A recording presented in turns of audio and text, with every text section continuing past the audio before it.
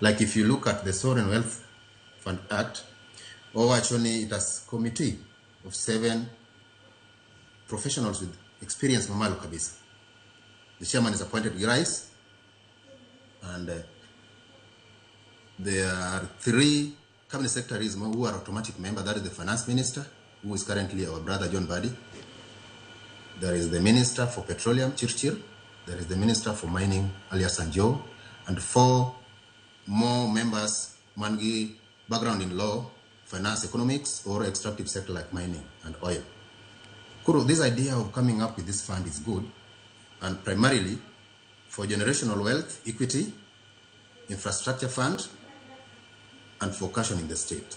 So, Anyalo Wachoni, briefly, to me it is good. Any other question relating to this, I will answer. Ero kumana inya hiwacho no ber en mana ni yo makori bro bede ka itae godo nikech adiera makende be nitiere jokanyo mag board mabende nosechug kanyo mabende bro bedo kaneno ni omenda no hota e yo makare nano kanyo komigi contract mano mar higni 3 kiwacho ni 3 year term kata kamano kadugu iri Hojuka wach motenre kod Sovereign Wealth Fund aguch kungo mano mar omenda ngeni mana kaka Steve Olere e county wa Migori en gino mabende konyowa gi generation wacho ni nyithindwa nyithiwa e kinde mabiro en mana ni koro kaka ibro bede kitayo omenda ne neno kanyo jokanyo mabende bro bedo katayo omenda makamano winjo kanyo kamna nyinge mabende Steve Luongo untiere gi chir kotenre kod mano nikech parni ma en omenda mawuok e mondu mopogoro bede gwenge mago makaluo gwenge mopogoro pacho kae.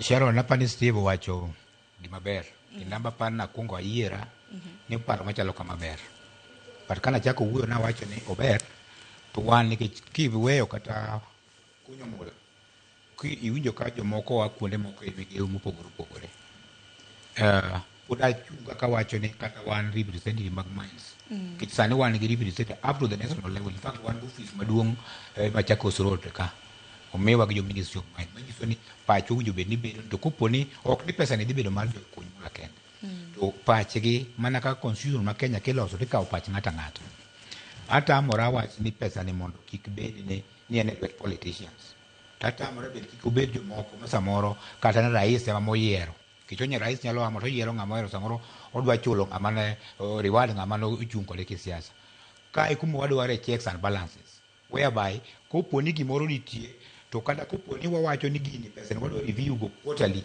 to ngi quarterly ni after 4 months wasechoko pesa di to ere kaka pesa ni dhi tim ang'o miya wuoyo kama waseneno gine bodies mosebedo form machalo kama wan gi NHIF ing'eyo moko kalero madhi into this kik mane timore wan gi NHIF nyaka the current sanyo iwinjo ka ji oe koko to ma is a case Kenya ka is a case ma ka ng'ato se igo koko kawuono to kinyi winjo ne ochuog migawo moro itimo uchunguzi pok wawinjo kuma gidhi maiwari ni koponi gini waweya ni kuro jogi wadwa weyo ni nyaka chieng' moro koro ni bodi ni dhi tagi to samoro wabiro enda ni samoro kwani kuma pesa wani otiyo.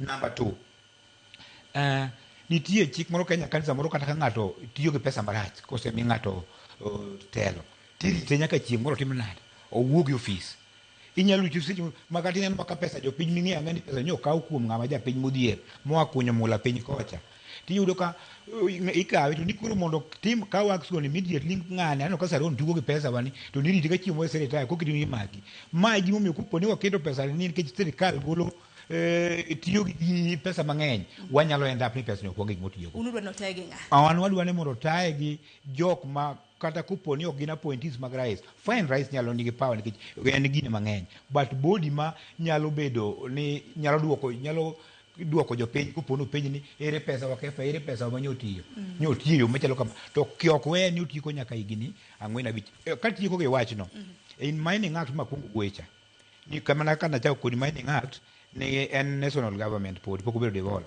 to ka miyudo ka nitie sheria mawacho ni 70% ujubende dhi national government 20% ujubende dhi ne county and 10% dhi ne community ma is a case ma nyaka sani mowueni chike gi pok bedo implemented no wach ga to implementation ma chike gi yudo ka samoro pesa ni it's lying somewhere wakiani kuponi obedo kama nyaka the 10 years to come pesa gi awari ni pesa ibiro yudo ka samoro kuma no jubeni gi dhiaja gisetiyo moko ngene kitiyo nango so we want accountability we want checks and balances nigi chutho omenda ni nego ni konyo oganda konyo oganda nyakorom gajuang kata mana gi oganda babiro e kinde babiro. Takeni Steve ni kichina chiel kuom jogo kuma bende nitiere e kembe mago mag cooperatives e county ma Migori.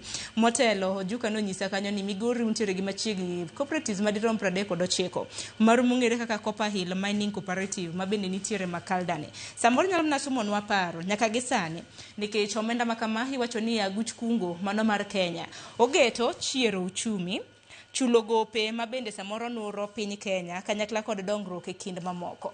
E kaunti ma Migori Makalda kanyo kuma bende untiere ohala mano mar Goldi bende motelo kana mana kaka Ojuka na wacho ni samoro kosebedo ka konyo oganda sani koro biro gi aguch kungo mano mar Kenya. Ineno ka obro biro kogolo jowa oko kosinene yo machal nade?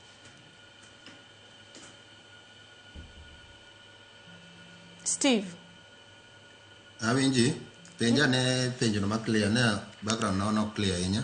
Ero kama na inya hapenja mana niya kaluwore kod omenda makamedo no komenda aguch kungo mano mar Kenya. Omenda ni ageta mare en mar neno ni jowa oyudo wega to wega gi do nano kaluwore kod chal mar uchumi ma bende igeto ne bro bedo koloko kopogre gi mano bende chulo gope manuro piny kanyakla kod dongruok e kin mamoko. Ineno ka chal makama bro bedo ka konyo jowa to nyaka sani Goldi akeno sibedo ka konyo jowa nade e gwenge mago makalu. Sharon ero kamano wang'eyo ni politicians magwa more entrust to lead and govern our country or represent a big population of over 47 million people. The National Assembly alone, over 299 members of parliament, more represent across the nation ordinary citizens. But the implementation of the fund of Kwanyal entrust the politicians because politicians need for money. Need for money does not even require accountability, provided they meet the demand of those who need it. And so, Kingio implementation of this fund, iwachoni mondo mi fund ni obed withdrawn, more finance the project accordingly. There's a procedure. It has to be approved through control of budget, Kaito National Assembly. Bekale. Tana do bidoge idea nikech ma en pesa jo Kenya te. Assuming ni project moro idwa tim Migori. Kata say sovereign wealth fund goal mondo ket ma project maduong Migori. To kane osebed approved the National Assembly kucho. To ber kikele kende county assembly ma Migori. Mondo jo MCS magwa. Mondo bede bege idea makata ka koro gimiyo jo piny information to gimiyo jo piny information maging'eyo ok gik mo watch TV. Koro I support the procedures in which this fund can be implemented, but at the same time I also request the responsible committee mondo expand the implementation of this fund and those who can be held accountable for it.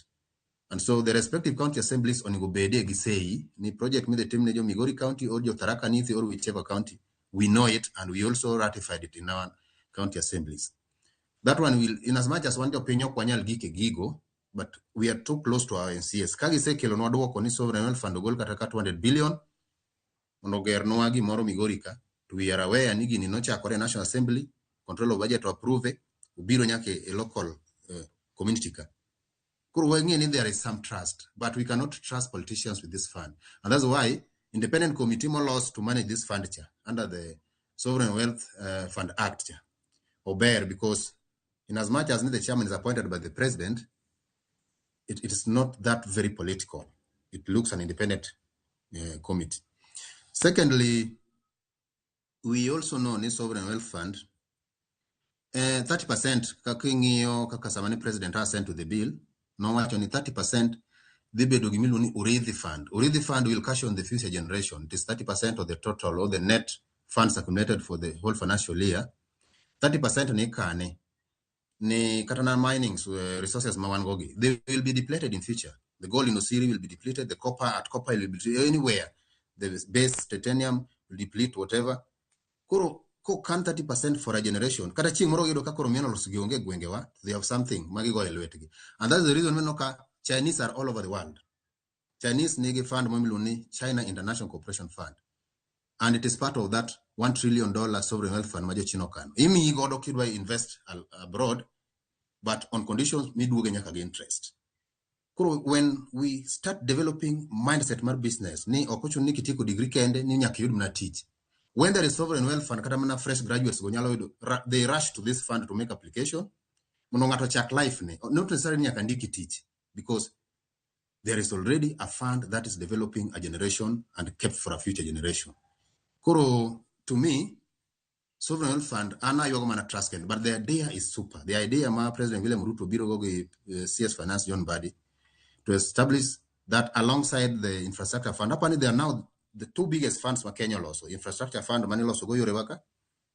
To give sovereign wealth fund, makoro sani do secure generation and do caution the country from fiscal collapse to give any recession.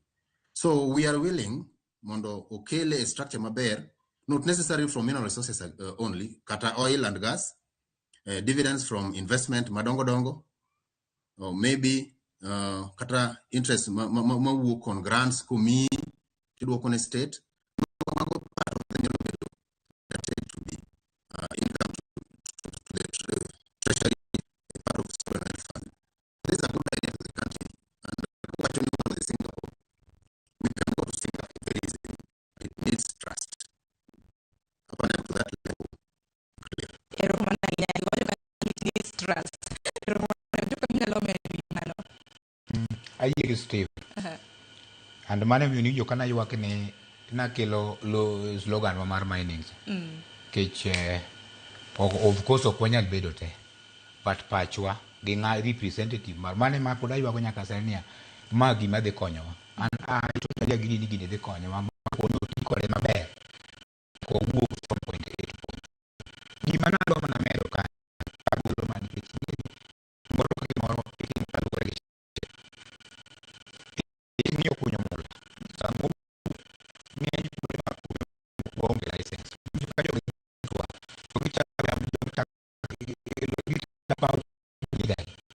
Nak kuat, bagus juga ni wadi mondo, wadi punya mula, madi bulu pesa, madi ambil SFF, mondo dia lagi kan lagi bulu pesa, to dekanyo pesa mode kisheria nikech koponi idhi chaja kaka jamba jakunyo to aonge license manyiso chal ka gima koro ngato biro kao pesa kuom ngama uso gik moko ma midarach mamano koro chala gima timorani en pesa ma onge gulu moaye amedo makwayo ni mana kaka gas mana kaka private zone moro kamoro nigi sheria we mondo wa magwa makunyo mwali ubeni wa yo magi sheria kibiro pen ni golo kuna golo mala to remnika ni onge license be ngi nuse be enda mungi dika ka repeats doka dine penyo wacho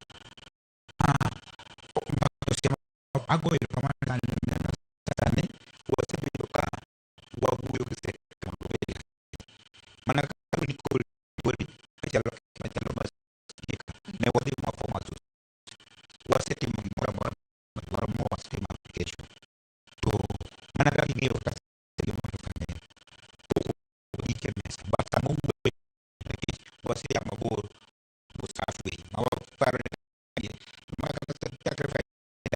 you talk about there is no single license for money. ni seuze bedogani mula mondo mabende ukunyo ni wacho ni rani mar talo mana ni kinyo jok kunyo mula tema mula haye ni nitiere jok madonjo ibuo kanyo kunyo kowuok kanyo nitiere kamna mine matinde bende nitiere kito hala makama nango mini it doesn't translate to ni chal mar mula hiwacho ni rangi mare ok chal gi ber ma uganda gi anyanya nge kuna dak mare Sharon ni kum tich mo to wan ka cooperative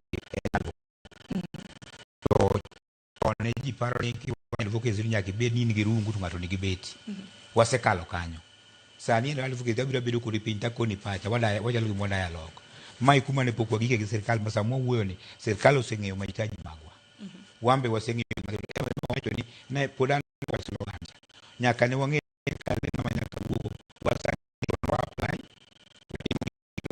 kadu mi ko wan almost 80% mo kaka wando nyaka ma serikali war ko yi juka ke wati kisheria mana ina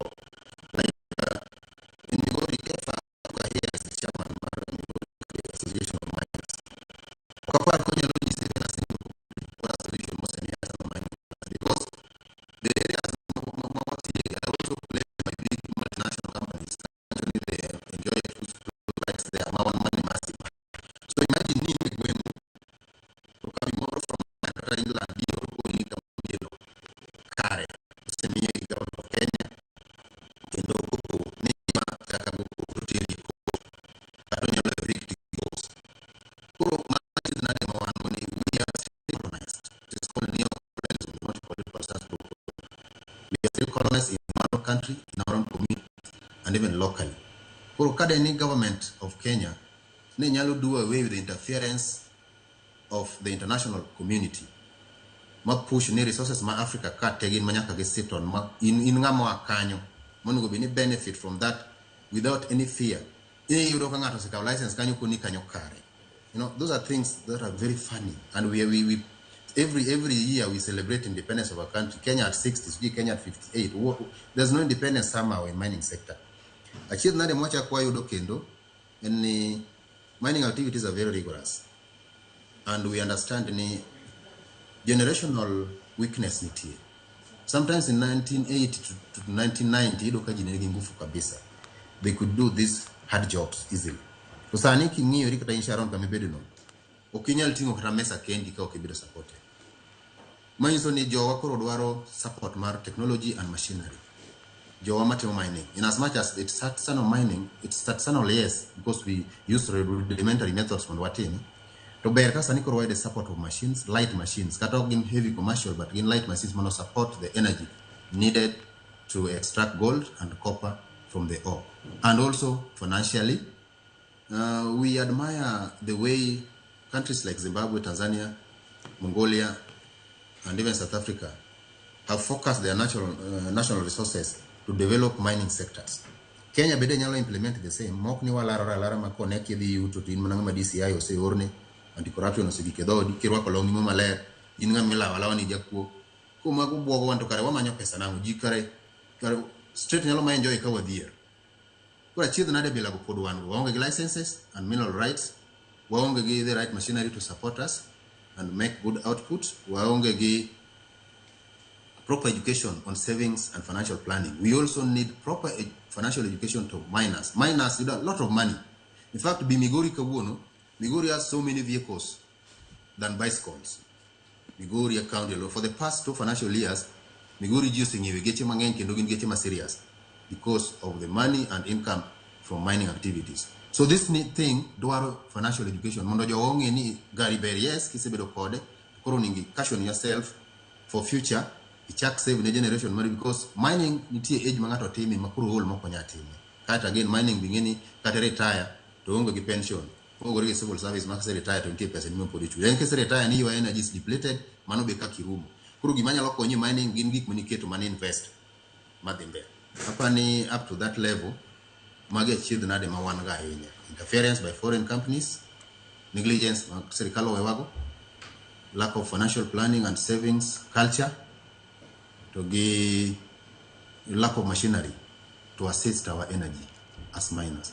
But in most cases you come to our rescue and challenge the mining ni accidents moko majayo do jowa ido kanga to yinyere katotho ano karido ramugi ulando gi kuni bagin tika to timore ndori to timore makalda to timore masara, so that you put this information to the public mundo ji okaw precautionary measures ni mining bende dwaro na safety. Kuro wabro wacho mangeny e weche mag mining. Mining has employed so many people maserikal ok nyala, and it has changed so many lives.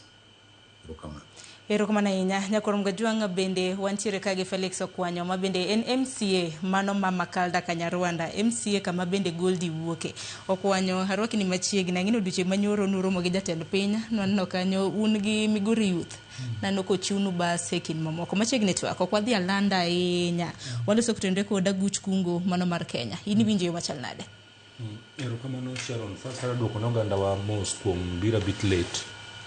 Ne ochopo kinya taka yudo sime mag ot maduong' kanyo koro ne ochapo okomita matin.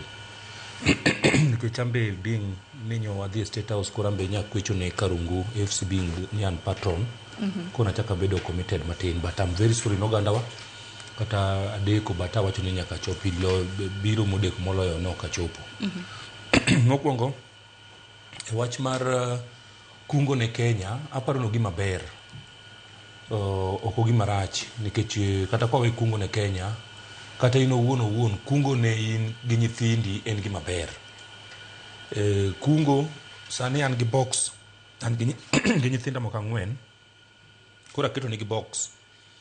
Koro every week ayero ga miyo gi siling 100. Koro nyalo ng'ato dhi ng'iewo sweet ne moro to change moduong odugo kunge box neno. Kech amiyo gi target ni ka igurumo tadang'eyo ni ng'ato nigi pesa ne adi.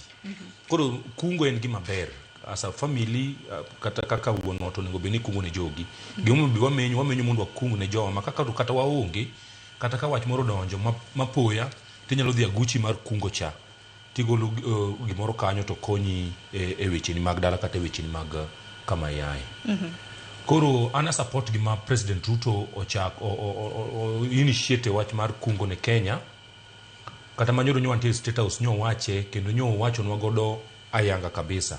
Gimo nengo tim ni onego yawe mondo at least chal gimo timo PP, public engagement across the country, mondo jotelo mochung'ne wach ni omed yawo kono jothurwa jopiny ni kungo ni mae yo midwa timego to mae kako biro konyo oganda mar Kenya. Specifically kako raduge wach mar mining, wan kaka jokuny mula matindo tindo kata madongo dongo, ok wabi dagi ni kik kaw proceeds mag mwanduwa mondo oketi agulu maduong' mar Kenya mar kungo ni, but wago mani mondo at least kapok gichako kawe to bi ground gipuonj jowa ni kungo gini kopo nwa kawe wabro time in such a manner, to kwa sa gik mwa kawe mwa kungo in such magnitude to trickle down bende biro bedo in such a manner ma at least wabro nani akare mwandu wa manikaw kikungo ya gulu maduong' mar Kenya cha percentage maduong' maromo kama to duogo no trickle down moduogo at least ma touch ngima japiny mantiere ground kabisa. Koro an kaka okwanyo mheshimiwa mawuok kama mula ikunye, ana support wach mar kungo, at least obro golo wabende unnecessary debts ma Kenya kao, nikech debt mora midhi mikao outside your country nyaka te duoke gi nyinyo moko. Koro kopo ni wanyalo kungo makoro unnecessary debts wanyawerego, to nyiso ni at least wabro yudo ka seche ma Kenya omoko wach moro to wanyalo ringo to wadhi agucho mar kungo cha to Kenya konyorego. Koro instead of chulo nyinyo cha tiyudo ka en pesa mabro bedo ka revolve within our country.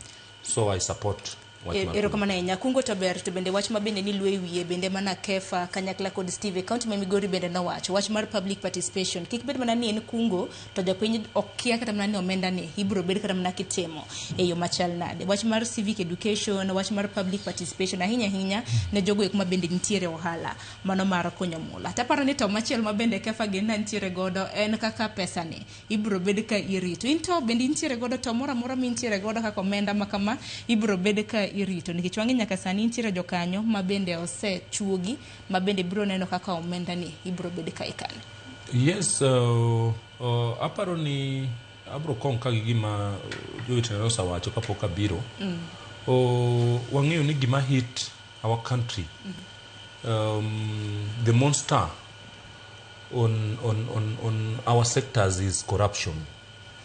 Koro ana kwayo committee mane osayiedhi mabro chung ne wach pesa mar kungo ni mondo gibed jok majorotiro, kendo nabro gombo ni either National Assembly to do a policy mabro keto kendo a committee to check this committee mochung ne rito agulu ni, nikech onge gima Jakenya kata wach mar osuru miwinji wacho ni osuru Jakenya dwani mondo chul ke josuru manyalo riembo piny, but Jakenya dwani kosa chulo osuru to chako neno ka tich ma osuru neno timo oneno ka barabara nyalosi, oneno ka pige nyalo kuny, oneno ka hospital nyalo bedo equipped na mana maka gidhi thieth to giyudo konyruok. Iyudo ka japiny ko chulo osuru to neno tich mar osuru neno gima biro ne matek chulo osuru onge, to kopo no chulo osuru to higa machielo chaki medo ne osuru matis, to gima nyo chulo osuru to kon ne effect ne positively in terms of development ema kelo ga ino ka issues mang'eny. Koro the same to this, wambo ni committee madhi chung'ne telo ne agulu ni gibed joratiro, gi nyis oganda jo Kenya, gi nyis oganda ma gidhi kaw pesa gi kuom gi sectors te ni pesa wadhi kaw kuomu such percentage, but wabro rite in this manner to such a duration to pesa ne bro trickle down to you people in such a percentage mondo at least umbu jok mikaw pesa kuom gigi. Nikech for example okinyal biro kaw mwandu kisa kaw mwandu na to idhi kano na ikane on my behalf kaso okidwa ni mondo ikona kaka ikane, okidwa ni ikona kaka odhi tiyo no nyaka tikona nikech en mwanduna. It's like arimbu ni dhiang', karimbu ni dhiang' to nyaka inyisa ambe nyaka ikaw pacha manyisi policies maga ma idhi rito go dhera ka anyanyisi ni dhera mar wathni opuro mana didek e juma to dhera ni biro bedo kode dweche adek, kosa puro ni be dweche adek kata kisa nyiedhe dweche adek to ambe nyathine monyuolo no adwaro mondo achak riem ne ng'ama chielo, kata nyathine monyuolo no adwaro ni koro imiya ambe mondo koro amba achak pidhe mondo ambe koro achak yudo kaka nyanya nyiedho chak kenda. Koro gige mondo at least committee ni owuok oko, they transverse around across the country, gikon jopiny, gikon sectors magidhi mulo mar gidhi affect either positively or negatively, gikon gini wadhi time in such a manner. Koro kata one leaders ka uwuoyo kaka nyo president, I was close to president when he was addressing the issue of Aguch Kungoni.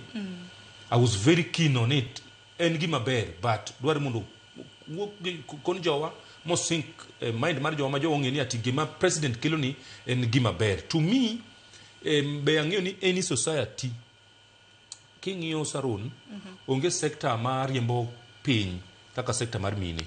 Whoever empowers a woman empowers the whole society. To gimomiyo mine wa sani, if I narrow it down to Makala Kanyonda, gimomiyo mine na are very strong. The reason why they run the economy of Makala Kanyonda ward, because they depend on their small chamas. Silk group gima gikungo to giolo, gikungo to giolo. Ko giksa school nyando ka gikungo even a tune of 1 million. Koro giolo ni 1 year we are 20.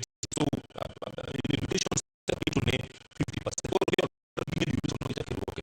Koro na at least woke buni mage policies malosi. Wadi ko kata wanje kumula wa kubihi. Serikali manyiso yo mage dwon mundu wa kungo. Then bende giloso policy moro makwa sa kungo to pesa ni nyalo chako biro kendo makonya ba nyalo chopira gulu ni mambe kan gi sida nikech okwa kungo ni koponi Kenya mondo were gi boro anesari gope. Koro ambe seche makungo kani ambe an Kenya ambe anyalo we dhi boro pesa e bank ma dhi agulu mar Kenya manya kungeni kaka jokuny mula matino tindo ma wambe konyo. For example, adwa dhi ng'iewo equipments maga madhi tiyo godo to aonge pesa moromo, koro ere ok adwa dhi e bank, adwa ni mondo at least agucha manyasa kunge 2 years 3 years 5 years cha ni koro mage policies modwa ni mondo mi at least sirikal olosnwa kaka jok mage dhi touch directly mondo wang'e ni gini wadhi kunge to wambe mae benefit marwa, to mae benefit society, to mae benefit government. En adira makende wacho ni nego bedni keto gi e yo ma huyanga mar mondo mi oganda ng'e ber ma bende gibiro bedo ka giyudo kapok ko yu mar saa 5:30 samoro kefa minyalo medo wi mano nikech wach mar huyanga ni nikech oganda biro bedo kwa ng'iyo ni kapo nono ni koro wakungo menda di mantiere e idero kacha e kin mamoko. Sharon, kana chako mheshimiwa Mukugo karibu, kana chako kani winyi mane durona ni mane wa yere ni kungo mana ka tukara ka mheshimiwa mana ni kungo mo ibere ki baba sisi kimpi mkubwa mana wa ni le yani teoria ya kidururi yani uya na kwa mato mechero wa chako kuni wangeo watendo kwa kwa Kenya ka wangeo wani budi mpaka ile kaya wani sasa nyaka dekare kisha sasa ni kwa cha la president isindo wa kwa naye turo wakakajo Kenya yuko si ade kungo kwa kungo sana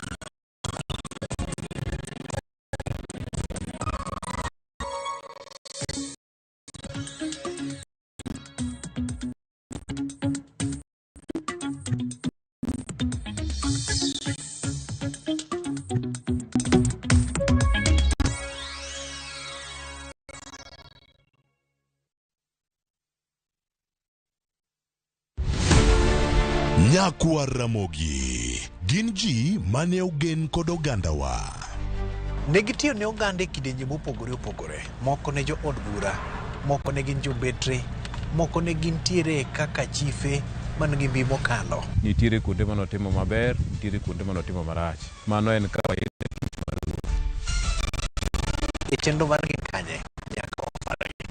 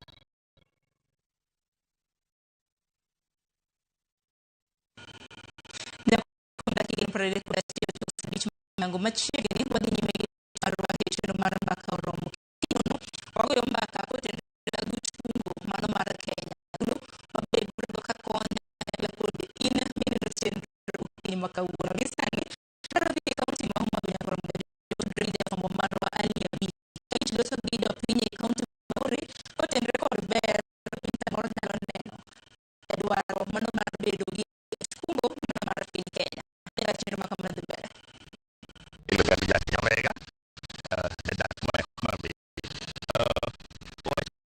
sovereign fund to understand them bad but kaka yo je kama smart finance lere to wano bidu bad nikech ka resources ma serikal nyalo resa kuke e chenro mag dongo hili kata nyalo kaka safari hili madongo dongo kata ni oil minerals ma nyalo nugo nyalo tigi mitio nyalo bedo reserve ne chenro machaka gikwajo buka poya kasi buka poya maybe dongo cases on the yellow industries domestic but I look at chenro parma watiri wama finance development and but ni you understand ainya omiyo timne public administration and pesa ilani koyu to onego dulu tae Ministry of Finance. Mukasto, santo public do pinyo wakili makame edwaro. Lakini lo kaka mne kosani madiri madongo mugo ka usani ka economy. For it's a pretty good idea. And what's the kaka yo pay and para mabeka is.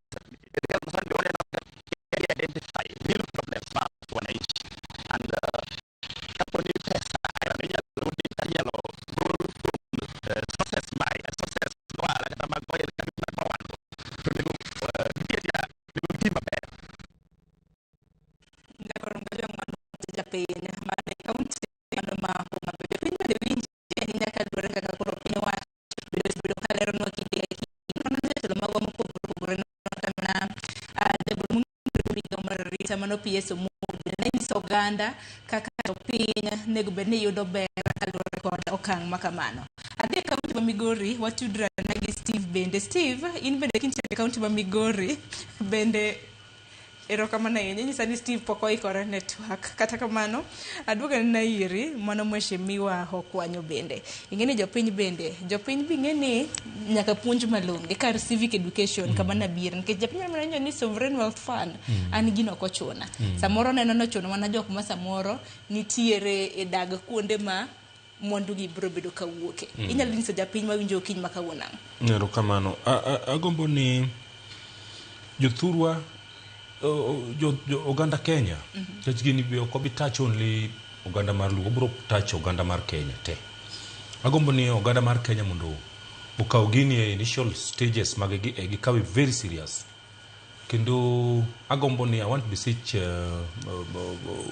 wuoyi maluor ahinya Honorable John Mbadi nyaka nyo donje Treasury at least waneno some changes.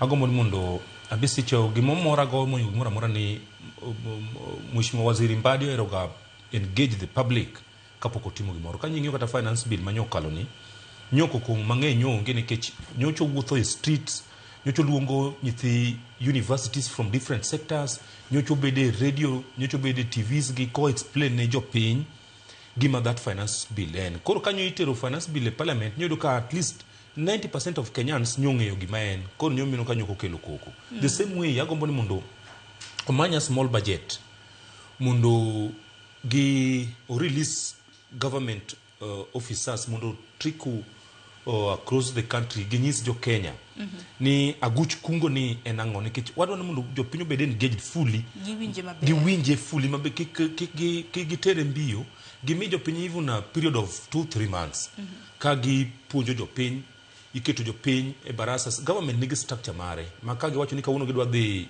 Kowuor region to ging'eyo jaduong' gweng' ma giwuoyo godo to manyo jo piny ging'eyo san chief ma giwuoyo godo to mobilize jo piny makata sana king'eyo kaka yo ma government loso go wach mar ID mikawo iyudo ka ginilande 3 days to kiny kidhi kamikawo ID no to nitiere more than 500 people. Why? Nikech government nigi chenro mare chakre piny ka idho malo.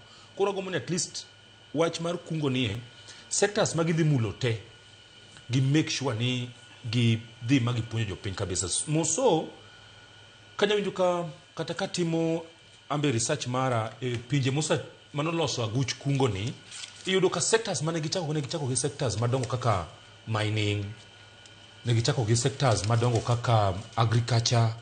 Koro wagombo ni sectors madhi bedo touched gi moso kaka area wa kuonde ma mining timore. Migori County is an hub of mining. Wagombo ni at least jowa ong'e gini fully. Which miners are very funny people.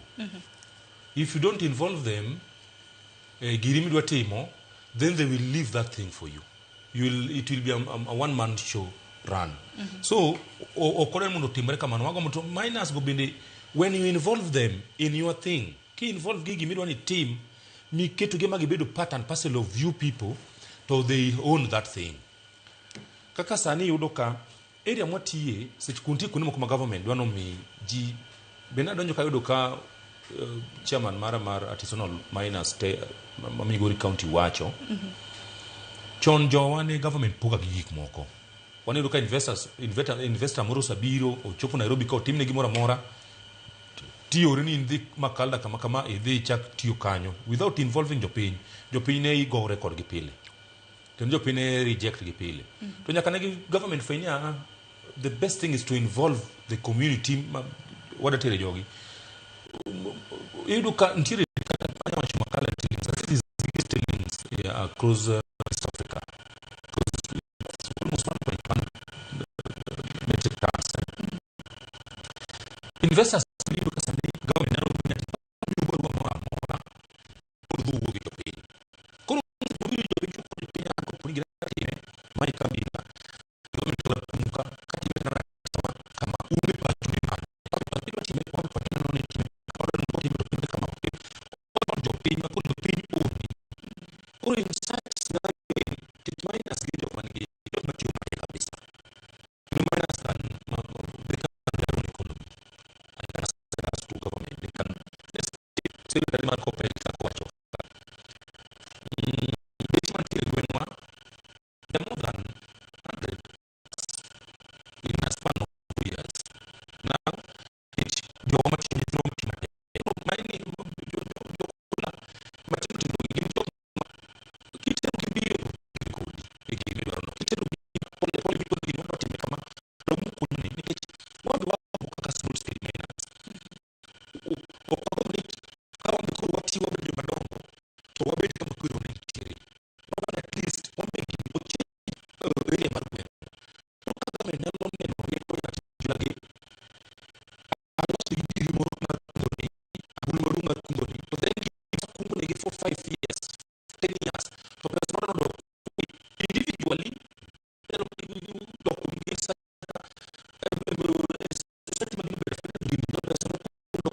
kata mana kaunti mabiro maeno kwa hiyo usiku mabiro treko mind aparo ni jowa biro kungo mkali ngeo ni atigini en girwa we are part of it to koponi waniko nonwa kungi kasto ikiny ochak ngad pesa wa nitere gulu maduong so what after ngado pesa itere gulu maduong so what kon my questions mo buro bedo wa penjo then imibiro ni government nyo okaw pesa watu at tune of almost 1 billion kaka yo kuyo to pesa kama kama wale kama ya timber na kujino watu kwa wale charo jere pa segunda ma chako watu ni ni mandamano koro bitio ko yo siasa then kima no benine ngata ka bede dia koro ako mani government perhaps muno kigi to mabele nite jo mabele pesa serikali ndio serikali mabele jo mo kubegi ni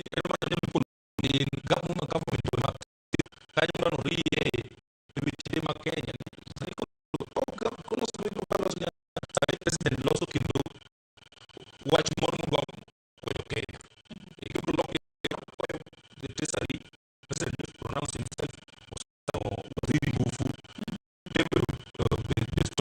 waziri finance the Rumbari ako mo bidon caps almost located to 99% that pay all of party gini mapaja pay ikaw 90% fixed to a paper to protect our company kuma na yani inte mo le suru ne from the proge de watch mar do pinyo na da pinyo probado ka winju ber ki ka ni region no ben ka ni tere gi mon ba bende gi go no ni ka ben ka gu ni tere ko do mon ba gi go ni sa do watch ni do be do pugure ma de ne ko nga jula ko ni ka so ki tere steve wasa ne ko do mon ba be do ka bu ni wa ba probado ke kwa kata na do maru ma do pe mar mon do no so ne do ma tayo makama debeda ele kaka do kage kono jo steve kinjere Nyaroma Sharon mokunga mosho aduso mheshimiwa Mara Felix Okwanyo jatelo yaore oh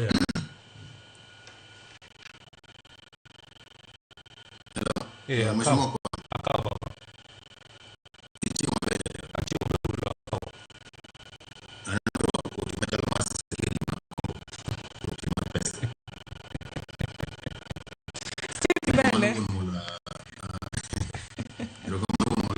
Sharon penja ni to mwandu mwagole gwenge wa dhikonyo jowanade kata generation mabiro donge kamano ero kamano Sharon na koni ni Kenya ne nigi idea maber chien kucho kane gichako Golden Bar Commission to nokethore e lwet josiasa sani ma be koro biro to pod en mana e lwet josiasa and partly lwet professionals to paro ni there is also learning nitie kaka ji puonjore kuom makosa ma osetimore kana na president marwa no nyasa osekonyo osebedo gi mwandu mang'eny moromo mokapano nyaka chako keto lwete sovereign wealth fund kata na $1 trillion kapano nyaka keto lwete you trust various stakeholders for money pesa na king'iyo kaka obedo structured in the sovereign wealth fund act pesa ni ene kane agulu miluongo ni holding account the central bank kendo tigole gi procedure ma tight kabisa gi approvals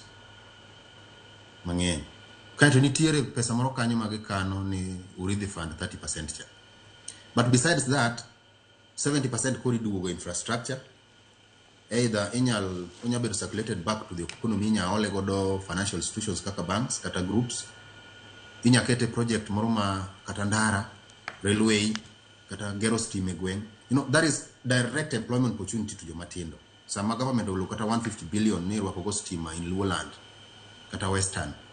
Is that not direct employment to our people? Jomo qualified bro tiyo at the expertise level, joma ja ngengi bro tiyo the TJ ma uwinjore gi ngufugi.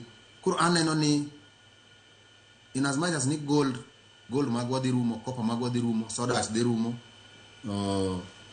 mwandu ma wan gogo di rumo. To kokan gi to generation machielo yudo gi e yo mopogo gi kuro gi yudo gi e form machielo.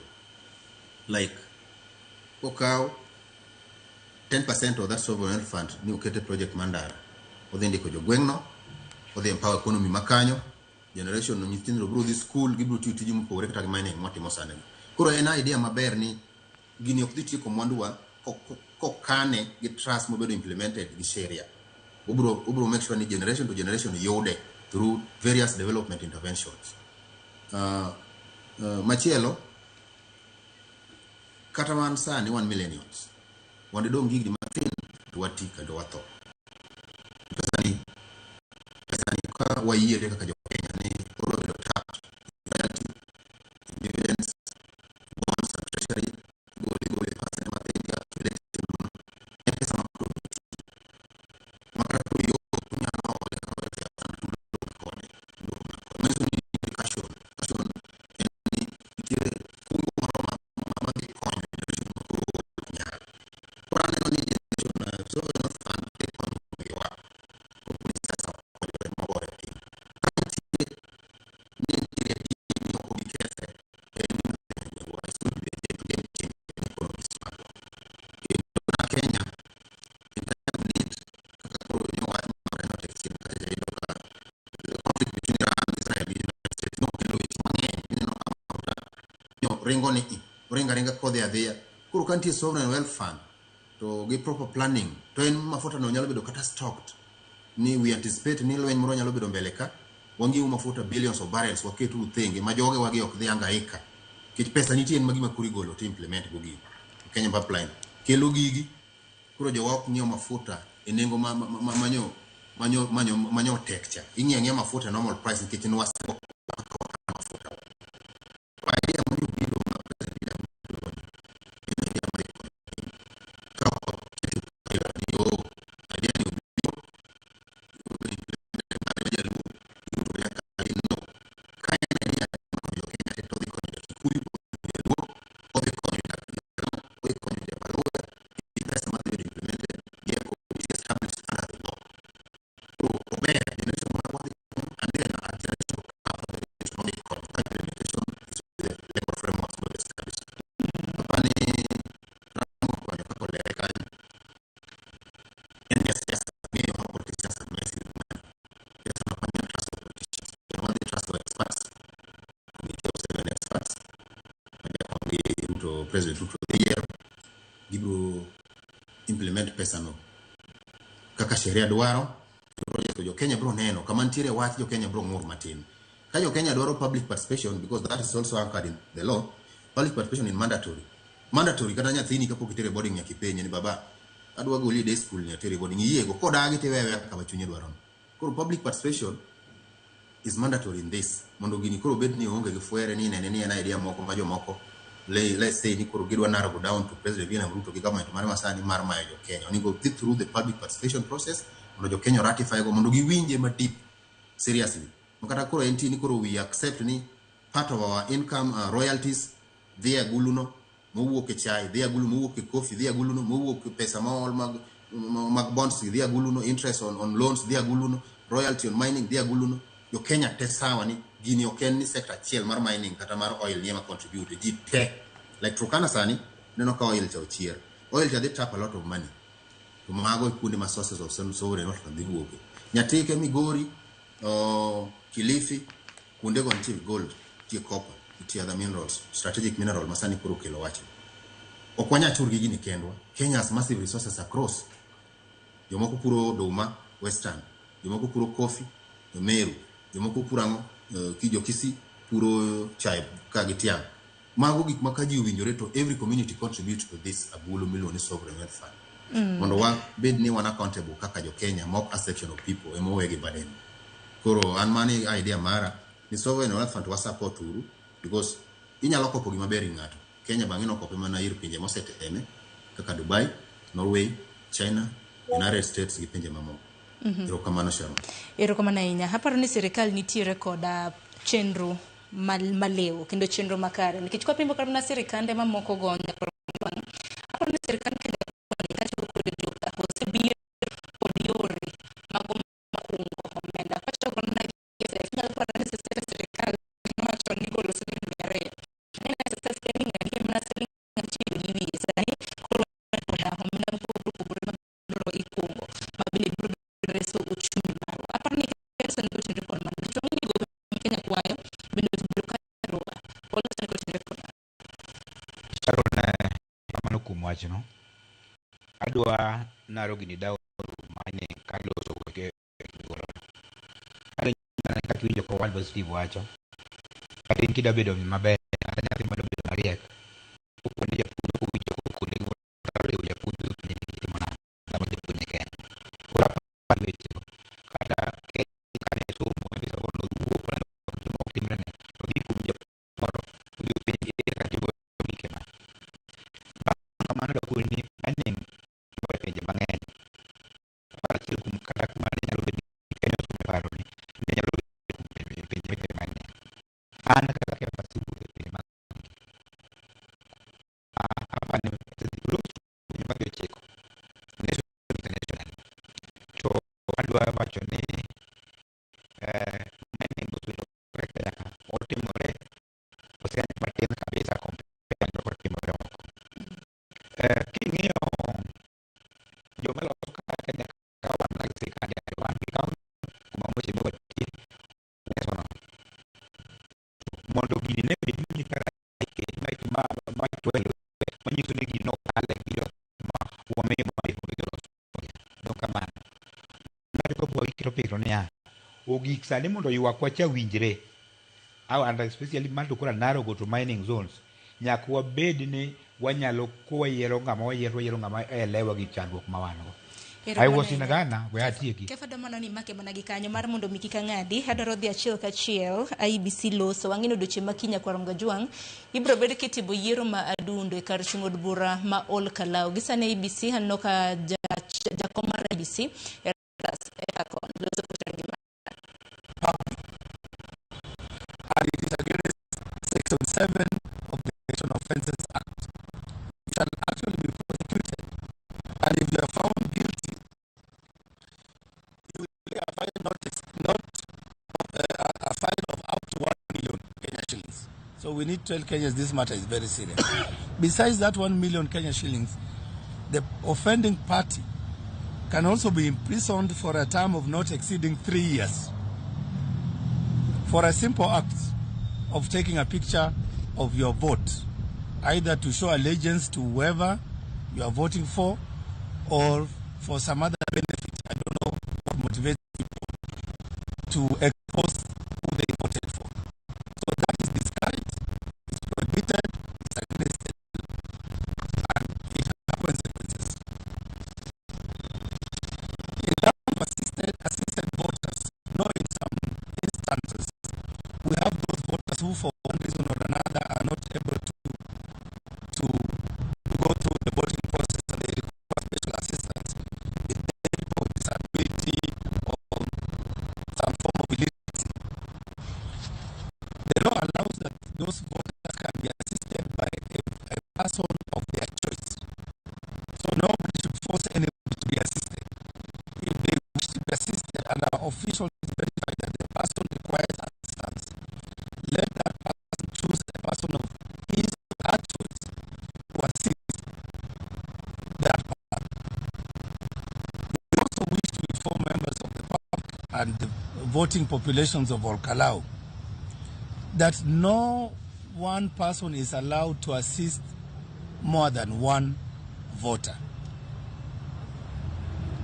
We will not see a situation where one person is hovering around the polling stations and purporting to be assisting one voter after another. It is only one person to assist one voter, end of story. So again, that is something that we wish to communicate to the people of Ol Kalou to be on the lookout.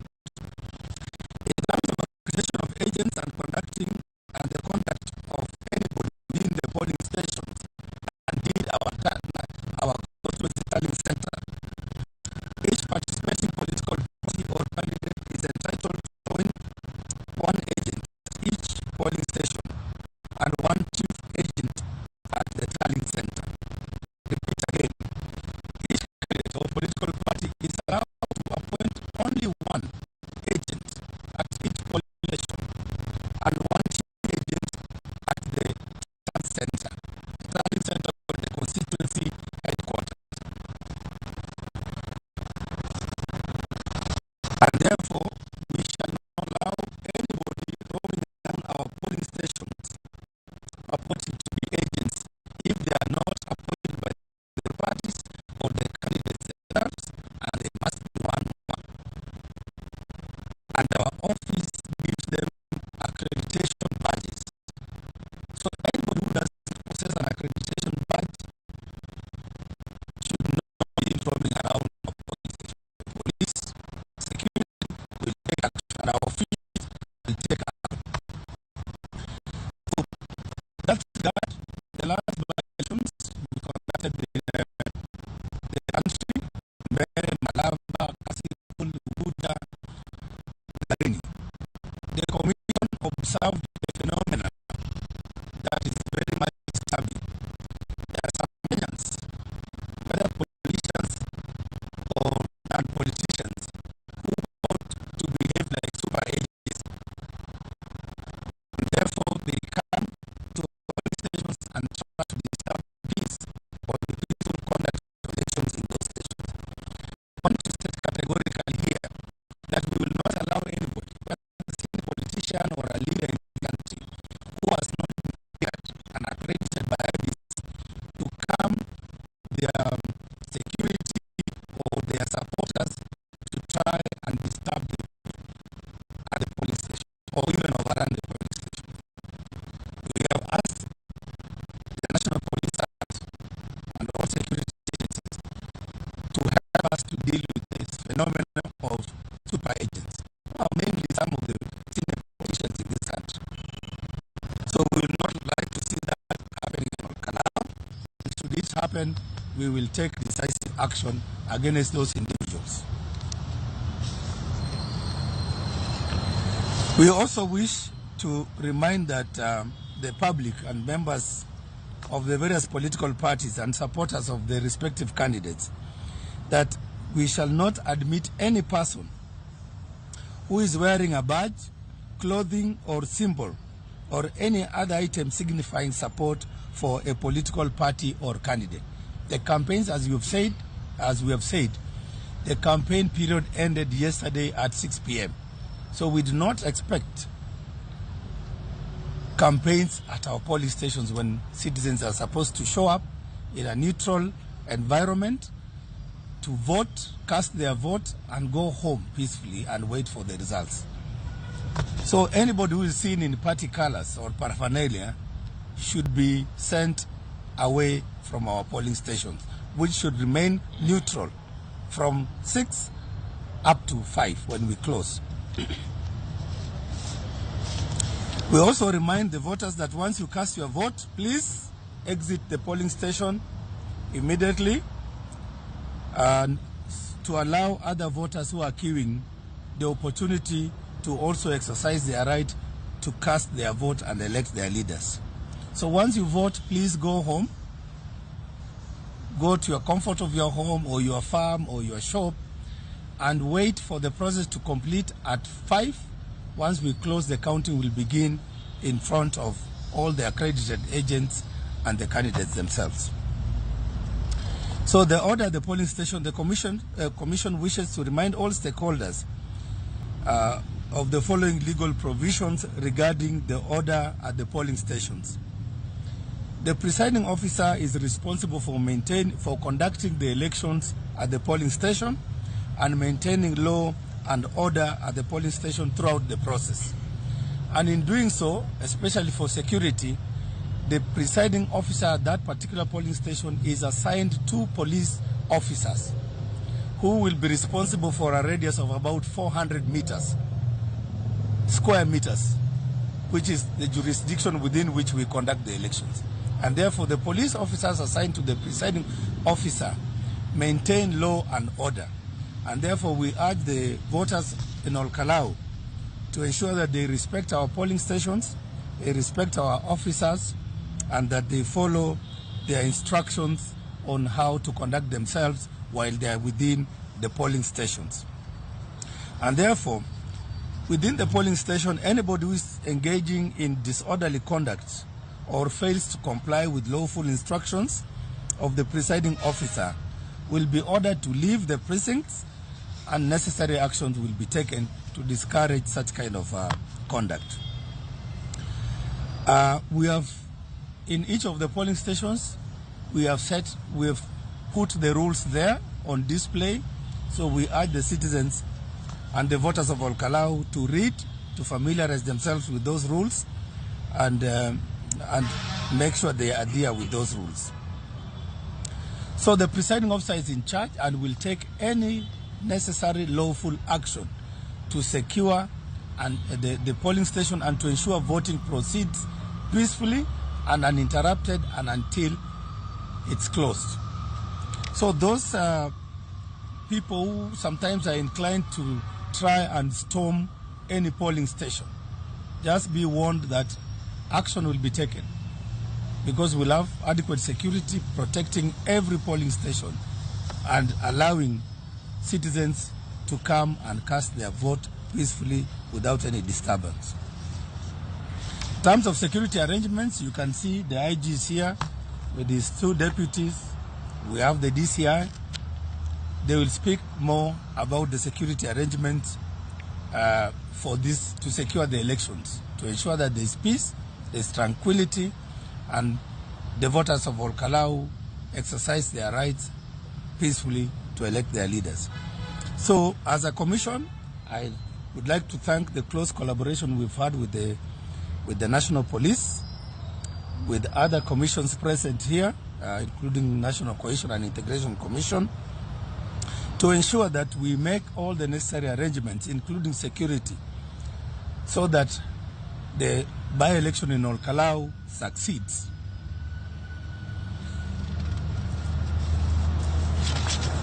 So I'll allow IG later on to speak on the security arrangements in place. But we, as a commission, would also like to note that with concern that there have been incidences that have raised a red flag and concerns to us as a commission as we carry out our mandate to facilitate Kenyans to elect their elected representatives. We have seen situations where, in some cases, goons are present in our electoral areas, are mobilized to intimidate and to disrupt the peaceful campaigns and the peaceful business of the people in those affected electoral areas. Olkalau has not been spared either. There are those reports of incidences of goons roaming around, and of course facilitated by some of the actors or players. We wish to call upon all those people, political parties, the candidates themselves and their political supporters, to refrain from any acts that will constitute violence and breach of the electoral code of conduct. Because we want this election in Olkalau to be the most peaceful and the most successful, that is conducted in an atmosphere that will allow a credible, free, fair, and transparent elections to happen in Olkalau. The code of conduct, ladies and gentlemen, will continue to be enforced. As you have seen, in the last few days, we have summoned some of those politicians who have been accused of engaging in some electoral malpractices. We have taken action on some of them, including fining some of them and requesting them to again sign the political decency code with us. Other cases are ongoing, and we will be updating the nation on what actions we are taking. So the Election Code of Conduct Committee is still in place. It will work until after the election has been concluded and the results announced. So any breaches of the Electoral Code of Conduct, we urge the public to report to the Commission so that we take firm and stern action against those perpetrators. So, as I conclude, in terms of results management and declaration, after the close of the polling stations at 5 p.m., all the presiding officers will commence the process of counting the vote in front and in full view of agents, observers, and the media. I believe you'll be there as members of the fourth estate to observe what's happening and to report. This counting will be done. The ballot boxes will be opened, The ballot papers will be counted and the results tabulated at each of the polling stations in an open and transparent process. And to enhance transparency, the agents present will be allowed to take photographs of official result form 34A. Let us distinguish what I said before. Your ballot paper, the one you mark as a voter, that is sacred, and it's secret. I've said sacred, and it's also secret. So that is the document that we do not want anybody to take pictures of and circulate. But where we tabulate and record the results, that is from 34A, agents can take pictures and send to their candidates or their political parties. A copy of the result form, that same Form 34A, a carbonated copy, will also be pasted at each of the polling stations. Whether it's in a classroom, it will be pasted on the door of that classroom for everybody to see, because there's nothing we're hiding. It will be as transparent as that. Returning officers will thereafter receive the results, that is at the constituency tallying center. They will verify, collect, and announce the constituency level results. So I know results will be known mostly by... Manakmanya koromga juang mano jakom mar IBC mane Rastas Ethacon mabende loso kotende kod ikruok mabende duol mochung'ne weche magi duol mochung'ne yiero pachoka IBC nitiere godo kabendo ang'ino dochieng' makiny kar chung'od bura ma Ol Kalou oganda mage brobedo kawuok oko ne yiero ma adundo mabende gi dhongere tiso ni by elections to bende siem bende osechiw kanyo gi IBC nyakoromga juang kapo nono ni inja luto ombulu Ol Kalou idhedhe kacha tiluto ombulu kigoyo picha ombuchi mar mondo mi kore dhi land ni ng'ama ni luto ne ombulu par ni fai bendi biro bedi ka imi kanyo fai mar chulo siling milion 1 kata tuye jela kuom thuolo mar higni mok tinene adek par ni chenro mar timo campaigns bendi noseruma yanga odiochieng' manyoro Ol Kalou bendi waseneno tulo makoni kod kocha ma bendi osemuoche kin thuolo mokalo koro jalnoero jakom mar IBC osingo ni kwedhi bedo ineno kanyo kotene kanyo koda jalupo gai marobila he pachokai kok manya koromga juang sauchiel oseromo gi dakika 7 ka yo matin waduogo gi twak marwa e okang' mogik kik dhi mabor.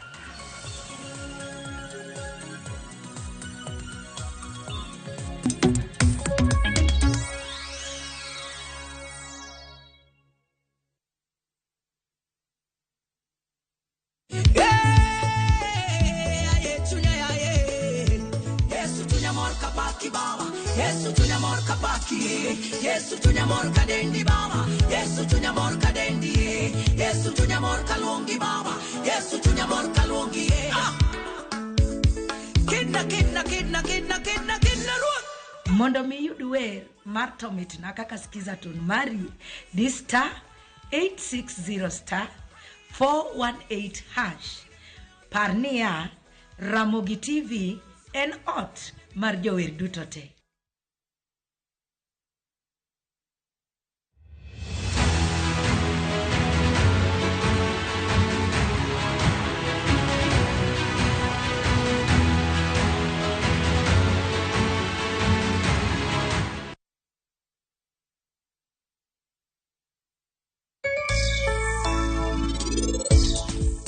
Anawinjo mana kagima ntie otego moro ma ng'ato keto ne pari kae. Nyaka nyoro wateka ne wan gi yie mang'eny ahinya kuom pari.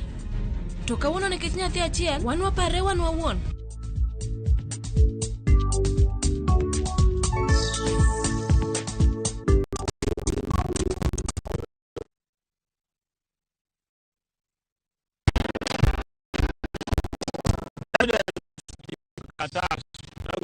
Kusema ukweli mpaka saa hii menye unaona mimi sijaridhika Raila hayuko, lakini mimi mwenyewe natamani niende nisimame kwa matanga ya Raila, mimi mwenyewe nilie.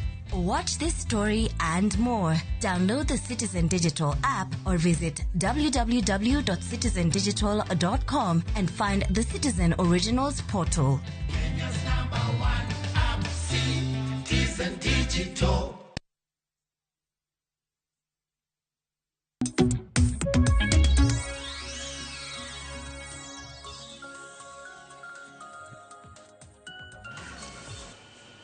Nyakorom go jwang nasingo naka mana yo matine gisani koro waseduogo e okanga wadhi nyime koda twak marwa. Nyakorom go jwang nyaka sani wantiere koda oganda mopogore opogore kaunti ma Migori gi kaunti ma Kisumu wabro bedo kwa winjo pach jopiny kaluore koda gik mabende giwacho kotenre kod thor wach marwa mano mar aguch kungo mano mar Kenya. To kata kamano Musa Hinya Kefas Ojuka nang'adi e kinde mabende nwadwaro winjo gima jakom mar IBC wacho kotenre kod ikruok ni yiero madundo mano ma Ol Kalou. Ero kinyalo mana nuoyo gima ni wacha hinya nyako tenre kod ber mabende jopiny biro bedo ka yudo. Ero kamano Sharon, en ber nikech ni waneno ka piny beringo nikech mogik kapani ko biro wuoyo nikech kanyo mwachiko. Na wacho ni adwa dok piny tadwa narrow down to mining especially matimore county marwa ma Migori to nikech ng'ino wan jokuny mula kata gi dongere ni miners wan wachalo jo Masai ma sa ma lumo wuok kamoro to wadhiye. Koro ang'eyo ni mining matimore Migori ibiro yudo ka sama onge Migori samoro en kata Turkana ibiro yudo ja Migori kani Turkana ibiro yudo ka ja Turkana ni Migori ibiro yudo ka ja Kanye ni kuma chalo kama. To na kichako kawacho ni kata mana kuma Kenya nyalo bedo ni nosome paro nyaka bino some pe achiel kuom pinje mitime mining. Koro e pinje mitime mang'eny gi ng'eny nachako kawacho ni nitie masedhiye nitie mapok agike. Tadwa narwa dayo achiel nadhi Ghana nayudo kane nitie kido mana gitimo mano mora mana kwayo ni wakwa wagine ka kech mana kaka nachako wuoyo ng'ato monge kuma wuoche diego nayudo ka miners magana no make sure ni kana wuoyo na wacho ni kuonde milose chike Kenya ka gin kuonde ariyo nitie county assembly to nitie national assembly. Akwayo jogewa matimo mining ok en mining kende kumora mora wadwa ni sama koro mondo gima ne waywago mag public participation kata mondo duondwa winjre ka watimo mining make sure uru ni ng'ato moketo manyalo dhi keto bedo ka milose chike obedo ng'ama elewa gima timore. Ka un kama ing'wede chai kik ukaw ng'ama jalupo maluwo rech mondo uket kanyo kopo ni gimoro biro nyalo kibedo kodgi piny tikorgi ne waneno wadhi kama ma konyo ma ng'ato biya ng'ama kamoro to dhi wacho ni an waneno ni mondo ti omiu siling 3 instead mar siling 10. Gini kopo ni watime kama gumo dhi konyo wago en achiel. Of course ng'ato ok nyal bede mesa to kwa bedo gi pesa machalo kama agulu mane wawuoye mar SWF ni nitie seche makoro pesa ni wabiro gombo ni mondo dugo konywa to nikech kefo ok bi wuoyo Sharon sabro ok bi wuoyo emomiyo wabedo gi leader chong'e gima timore gweng'e obiro biro to wacho ka ng'iyo osiri kacha osiri gi milodno pandara koro kar dhi kunyo ne gi pi we akonga mege ndara unlike kopo ni omi ng'at midwa bedo samoro wan Nairobi kasani idwajo ni in kume ayo osiri cha ng'ari poga ng'ado konia dhi pidh konga kasi no kidwa konga ne dwaro equipment mar machine kaka mota ma dhi konyo makata siji bakuru obiro dwaro pesa wa kungo ni to wayudo duol mabino wayudo ka duol no bedo represent stage 1 iwinjo ka na wacho hapo awali ni mining is still not devolved. Mheshimiwa wacho ka ni tailings ma wan go is almost close to 1.1 million metric is whatever. Gima dhi konyo mining madhi wuok nyatike oyiene konyo ng'ama Turkana kech mane 70% mabire national government mafuta ma Turkana unyo bed ni konyo kose biro e national treasury to odhi konyo ng'ama ni Kilifi ng'ama ni Kwale wang'i joma wiki ler mong'eyo about mining ki ai mining kwa chakwa dhi kuonde moko nikech region ka region Nyasaye noketo de kako yuto wakupo ni wagike region masa mondo timana Flospa wang'e ni ere ng'ama elewa Flospa ni ma pogore gi nikech most of the region ka wang'i political for example idwa miu jatelo motelo ne lupo na wacho mokwongo awali ni Migori wan gi lupo wan gi mining wan nyaka gi agriculture to kaw samoro ng'at moro ma en gimong'eyo samoro en chai osebedo ko ng'ado kata cha ka of course obiro bedo nikech samoro ng'amo yiere but ok obi bedo kowinjore owinjo dhok ma joma nie ground timore nade wacho atieko wacho ka wacho ni mana kaka ne asewacho awali gini wakete gi duond ji te kuzwa ka chipa pesa ni biro duogo ka biro konyowa to konyowa ka wan wuon kaka stakeholder wan wacho ni wan ka wuon wadwa kalamu wan kodwa buk Erokamano ahinya nikech un duto sewuok e kaunti ma Migori. Adwaro winjo nene ni to oganda e kaunti ma Migori gin to giwacho ang'o, bende dibed ni giriwo paro kaluwore koda paro mopogore opogore ma bende osebedo kugolo mar siro aguch kungo mano mar Kenya. George Juma loso gi oganda e kaunti ma Migori. An gi nyinga iluonga ni Clinton, ajadak ma Migori ka. Pile pile sirikal ni emo kang'ega ni en ng'a chalo nade. Ket sirikal an ang'e ni japiny ni e sirikal. An kata ka puro oduma, to an ema ang'e na puro oduma maromo kama, onego akan pesa maromo kama. To kata ka janam, to onego ang'e ni nam kidhiye to net itiyogo maromo kama, gi chiemo muchamo chieng' muromo kama. Un ema ukano pesa maromo un. To ni ng'ato chak kano pesa tiyogo chieng' mane. Koro kiny ikano pesa titho, japiny matiyo ni en emimiye pesa, en emokanie aguchgi. Gin gi komiti, gin gi gimoro amora kama gitiyeno. Obed kata japiko. Gin emonego sirikal omigi pesa no, to giketi aguchgi to gitiyo. Gimoro amora kachakore, kata kiwuok dala kidhi kamoro, nyaka ing'e kama idhiye gi kama iduoge. Kata kiwacho ni sirikal choko pesa otenge ne grup moro kata jogedo. Jogedo gi dong gibe gin gi grube gi to gin gi jotendgi. Ma pesa chaka biro to jotelo ko kan mong'e ni ng'ane ka ng'ane to kwa miyo pesa ni eto nyalo duoko. Pesa ni miya ng'amo miye. Sirikal kowacho ni gini en mar jo gold. Pesa tera bugo mar gold kanyo to jotelo otim table banking ji ol pesa oduoki. Wach moro ni pod sirikal kano pesa no. Sirikal ano kang'e ni en ng'ama chalo nade. Kawan jo nyatike mung'i wach mula very well. To nosewinjo ko sirikal osagolo pesa ni gidwa kelo ne jo mula. In fact wasabedo gi chandruok e yor kunyo mar mula kendo jo gweng' osatho. Kendo paro mane sirikal oparo maberno wayiego kabisa. To gima nyaka to atim ne jo mining manyaka gibed achiel gilos the committee ma very strong mabiro ng'iyo wach pesa ni. Kosang'iyo wach pesa ni, to pesa ni kaka an to nyaka bed mane lwet sirikal, nikech sirikal en adita maduong'. Seche mwan gi sida, the committees bedo piny to chiko sirikal titwa wacho ni pesa manyocha jo sirikal omiyowa cha, wan gi sida fulani kata buko moro gore piny kata ng'ato moro hinyore kacha. Kono wadwaro pesa fulani mondo wadhi waloso godo mondo wadhi watigo godo sida ni. Oningo bed ni ka gisekelo nwago to oningo bed ni koro wa jopiny wabedo ga gi sako. Koro sako kwa sebedo go, koro sako kanyo ma wayiere jotendwa manyalo ng'iyonwa pesa ni. Makata ka usamwa seloso sako to wadwa olore gi pesa, to olore pesa no kwa group to wadongore. Ka jopiny osebedo mowinjore to oningo bed gi komiti to ng'iyo yo mutago pesa ni maonge larruok moro amora. Sirikal to nyalo mayo jomula dongruok, nikech samoro yot bedo ka un gi pesa un jomula gi. Ka un kode machiegni tunge kaka ugo kode budget, nikech ubedo komiti kuom kaka uene sako no, to ubedo to winjoru to wacho ni pesa ni wadwa tiyo gi makama mondo wang'i uru kaka wakonyo go cases kata matindo tindo mag mar mula ni.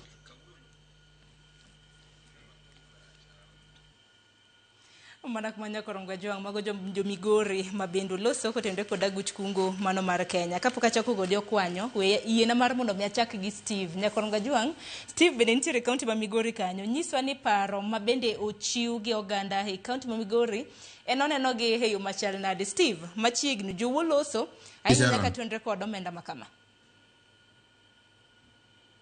Awinjo ka jopiny golo maoni gi maber kabisa. Ingeni magi gik manyien e piny ma pok gidhi e tung piny koni gi koni ma ji winj to sovereign wealth fund ni eten gima chal nade.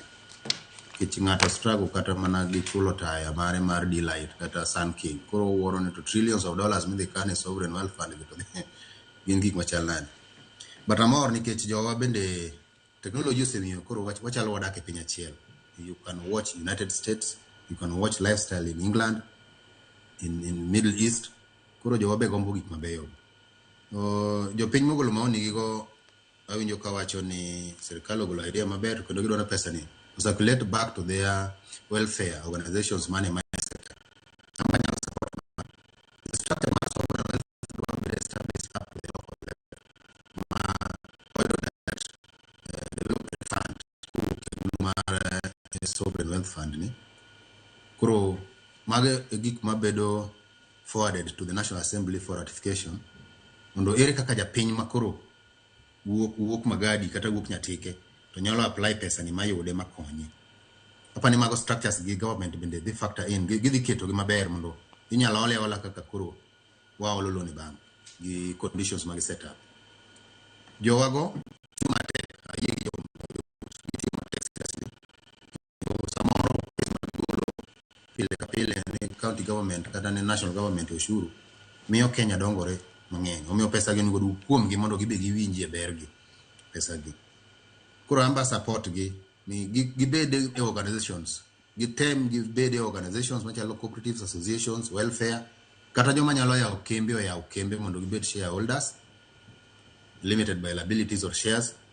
Maka gikwayo gini to gikwaye kaka individual. Ngini normally financial discipline government ido koero miyo jin groups maloyo individually. Kuro jomula gi kobede e saga either cooperatives kata gi yawo their financial companies kata gi yawo associations kata welfares to sirikal nyalo consider gi ma piyo maloyo ka ng'ata achiel ema kwayo. Kich kuro ung'eny government normally love people and people is a number not one person. Kwa pani approach mar duogo pesa ni ne japiny melo ka structure no ningo kete mondo pesa no bir jakuny mula kaka koro mshimo kwanyo man kanyo no kodwa kata timo commercial mining oko chande no manyo ja China ochando siyo manyo mzungu moro odhi ola 2 billion ne more agulu ni to koni other thing your machines China kata Italy adwa timo mining ni licenses pesa ni one day kre uruni after 30 years pesa na doko gen interest machalo kama mage kata mana jo China mena noro mwa korgwen kagi imiyo gi pesa go but with conditions and sovereign wealth fund ne imiyo gi to gibiro Africa ka ngato timo go housing development ngato timo go mining Mikei ngato timo go hotel somewhere Kisumu ngato timo go kata wala mar solar panels gina pesa jo China mag citizens emo migi to gindikore gi conditions midwoko gi the same nyalo timore bende kata dala waka Kenya ni pesa no miwa ntik conditions moketego to obro duoke apani mane paro manyalo goro. Erokamana inya Mheshimiwa Kwanyo oganda kaunti ma Migori oloso bende kotenre kod agulu mano mar kungo mar Kenya. Iwinjo pach jopiny nade? Erokamano kaka na wacho mokwongo kata kaka onka gi gima jowetna osawacho. Ineno ka jamigori mowuoyo mokwongo bet ni gi clue mathin e wach mar pesa mikungo ni aguch kungo ni. To jawuoyo mar ariyo to totally enoko elewa gini eno ngeni sirikal osagolo pesa mosetero e ground ne jo kunymula koro jo kunymula nego ikre kaka pesa no nego beni girite koro mane gibuna wach ni government onge kaka nyalo engage piny magi puonjo piny ma jo piny understand gima sovereign investment fund ni en makok gi engage piny to gibro kata wanjok makunyo mula gi gibro tho leaders makunyo mantiere kuonde mikunyo mula gibro thuo gi jopiny. Saron nang'iyo kaka Steve osawacho sani piny anyalo watch gima timore America tan kod station ka piny sani obedo mayom ahinya koro piny osatimo maber e wach mar sovereign wealth fund ni e Norway. Koro nang'iyo kaka Norway nochake ka isimba kaka gisatime kaka ne gitime. Agombo ni achaka dhi kendo America yudo ka America poko initiate this sovereign investment fund. Koro gini gima ber kendo gima nyalo konyo Kenya. Kech at times for example nyalo ka seche moko schools osayaw suru nyo poko chok maber koro skunde wa bende dwaro capitation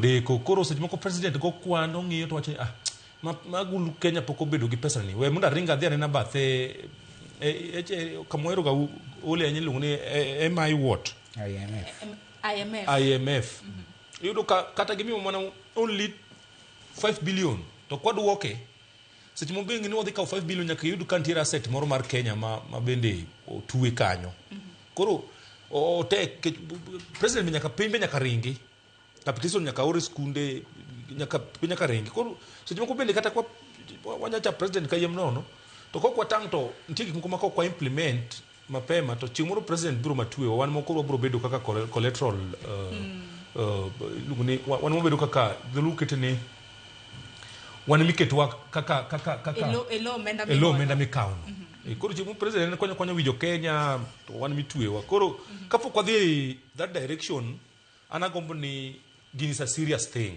wanyalo bedo ka guchwa makawa president emergency moro donjo to wanyalo chima guchwa no Kenya nigi mwandu Mario agulu ni es king'iyo kuonde madongo ma pesa ni idhi golie purely in mining sector both petroleum and gas and normal mining gold zinc whatsoever koro let the government engage us fully mundo we own this thing mabende anabro propose I don't know kata MPs manyo mining areas kanyo chapogi kalu gini parliament mark president of the ketelwete makoro bedo bill they ought to have come on the ground mundo giwinj pach jowa nikech gini PP public engagement itimega category ariyo assembly nyalo timo public engagement magi gimbe pa jopine magi ndego do report magi loso ga bill magi tone president the same executive also be nyalo timo public engagement ne jopiny koro MPs wa nyocha kanyo to nyocha achayo MPs mawuok e mining sectors stay across the country nikech gin gikalu gini e parliament without even and if you go through this thing I'm telling you agulu ni olose mana na investors maoko to gi jokuny mula koro wadwaro mondo obed engage fully ok bigombo ni ati okaw pesa mawuok makalda kanyo na ward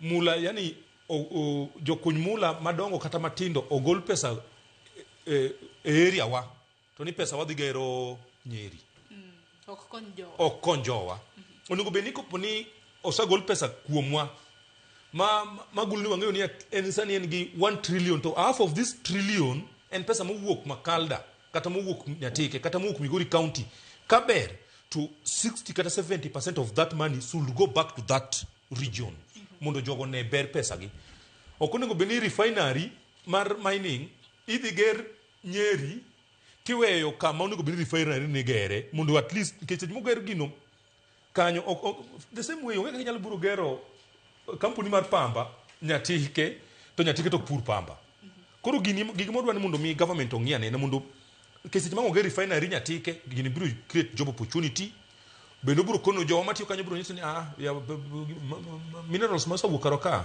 giromo kama makata kopuni jogo no kaw pesa matera gulucha to roughly nyalo bedo pesa makama koro kata ka one leaders wambe wa follow this thing kata ka leaders mabro bedo go follow this thing to ngimani pesa mawuok e region wa en pesa makama koro kwayo government ni gini is a good initiative en gima koponi otime ya mana maber I'm telling you at times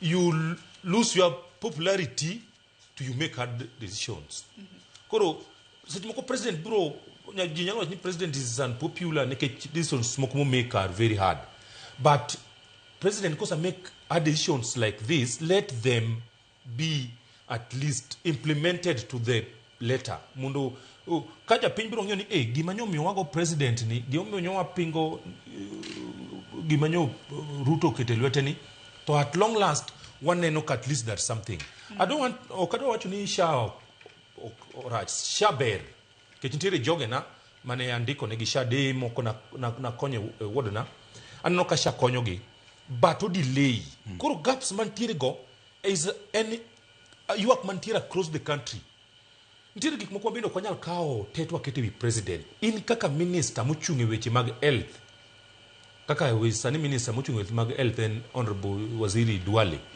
okonego bendo defend everything kata gima rach maja piny yuago okonego bendo kichung ni mako microphone to you defend everything at times you accept the mistake then you rectify accepting a mistake doesn't mean koro kidhi bedo waziri koro gin kata gimoro seche moko dhi marach mana nan ginto ningo wa ye then wa rectify go koro give the buck stops with president and president is one person he cannot gimomiyo ne president oyiero waziri kata PSS mondo at least okonye over this gimo weko woni waziri makoro wegi ni lwete en waziri mar finance honorable CPA John Mbadi. Koro is upon John Mbadi mondo ket gini na mana makoro okobi backlash makoro chako hiny president. To ng'eni ko timore marach, boss maduong' makoro take the hit. Koro akwayo jok ma president omiyo tich. Mondo mi president Kenya, population mar Kenya is over 40 million. Mondo mi president kako kwanyo. Honorable John Mbadi manyo trust with that docket. Nyiso ni nitie gima nyo neno kuomi ma ok nyo neno kuoma. Nitie gima nyo neno kuomi ma nyo ok neno kuom owadwa Kefa. Nitie gima nyo neno kuomi ma ok neno kuom Saron ma man go kani. Nitie gima nyo neno kuomi moko neno kuom Joma Bay kata kuom Jomigori kata kuom jo Kenya mangima. Nyiso ni trust man nitie man oketu kuomi. Koro dedicate yourself mondo kuonde ma gaps ntiere go i bridge mondo seche mitimo gino maber titingo nyingi malo, itingo nying region miae malo, titingo nying Kenya malo. Kora nakwayo ni pesa ni agulu to nyakwa kunga Kenya nyaka bed ga guche mar kungo. To beda ne na so different. Gini wang ni watimia ne so different. Ma kata ka expert ema bedo obedie mondo ogole politicians mondo gini wanene ka konyalo ran. Wagomo ni wang ni at least wanene agulu manyo president ochako mar kungo ni in the near future. Wambe pinje maoko, countries like Tanzania, countries like Uganda, countries like Eritrea, Djibouti, onego bende gibiro giolo pesa Kenya ka. Because even our economy, you cannot compare economy mar Kenya gi this neighboring country. In Africa, I think it's Nigeria. I think only 4 or 5 countries the economy they are very strong than us. But Kenya is a blessed country. We have resources. We have very bright people. We have very smart people. We have a very smart president. So, gimanya lomio, one gima kama Kenya ntira ICU munu gwenwa yudu masin manya logolo Kenya ICU en mana watch mar corruption kende. Kama nya logolo Kenya watch mar corruption, to Kenya can be the best country. Kata America can come and borrow us money. I'm telling you, because one vision manya lobedo go.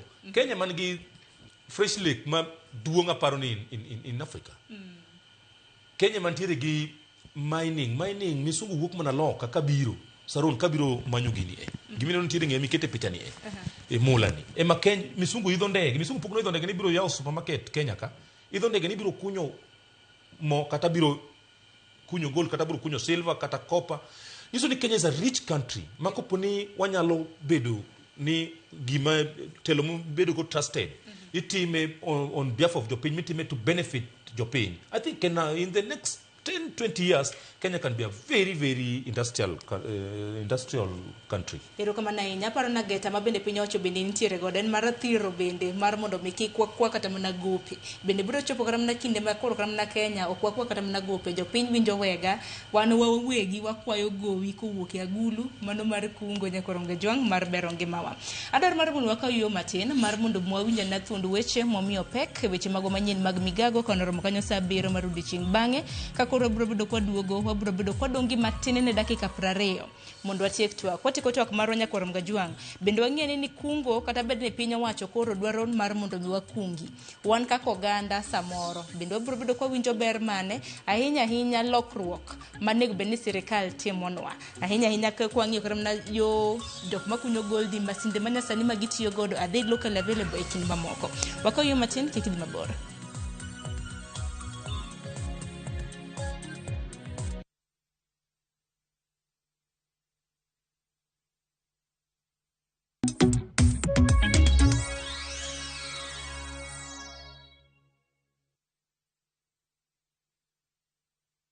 Turkey is not one place, and that's the best part. You start in Istanbul. The markets, the energy, the history. It's all happening at once. Then Cappadocia. Those landscapes you've only seen in photos. Hot air balloons, wide open views. And then Antalya, a completely different vibe. Coastline, slower days, just enjoying it. Explore Istanbul, Cappadocia and Antalya in 9 days from $2,700 per person. If you're going to do a trip like this, make it count. Call 0703-254-254. View Travel. Dream, explore, discover.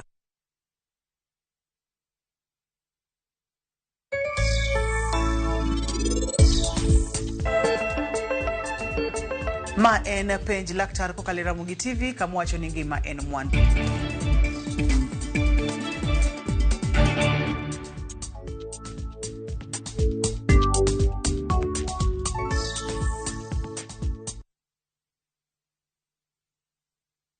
Kati ya watakaofutwa machozi na mimi nimechaguliwa. Kilio changu cha muda mrefu amekisikia.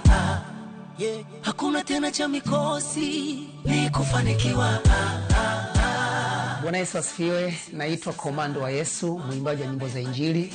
Kupata wimbo huu kama sikiza tune yako, bonyeza *811 *381 hash. Sikiza na Citizen ni nyumbani kwa wasanii wote. Asante sana. Nimechaguliwa. Kilio changu cha muda mrefu.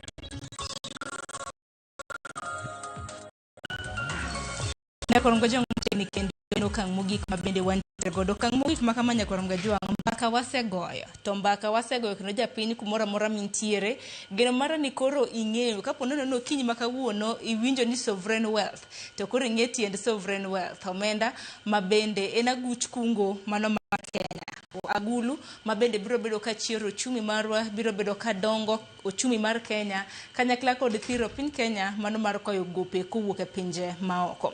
Kwatiko twak makama bende kefa paro mabende nyalo sumo nikech mbaka to wagoyo maber ndi. Koro un kaka jogo ek mabende nitiere sekta mano mar kunyo munda kaka jakom margi e county ma Migori ng'ini nitiere rem mantiere mabende use wacho to kata kamano duher mar mondo mi piny owacho kunyu nada hinya ng'ini sani nitiere masinde manyasani mikunyo godo goldi. Kopogore gi mano bende jowa ma pod thoe daga kunyo mula news makamako na weche makamako pod walando en ang'o mong'e kan en ajiri ni wach mula ni ok en watimo mondo wabatisha en watime for a living.